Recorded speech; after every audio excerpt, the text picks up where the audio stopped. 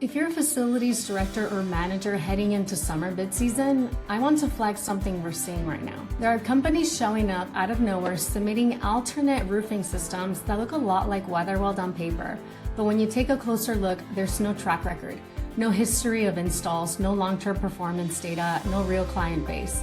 And that should raise a serious question, because the roof system isn't just a line item, it's a long-term responsibility, especially if you're stewarding public funds.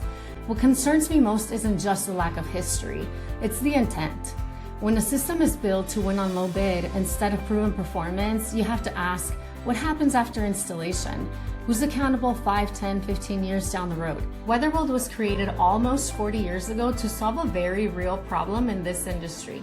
Roof systems designed to fail so customers would stay stuck in a cycle of repair and replacement.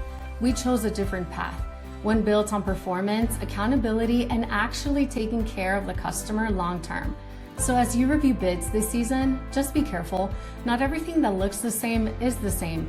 Make sure what you're choosing has a real history, proven performance, and a team that's going to stand behind it, not just today, but for the life of that roof.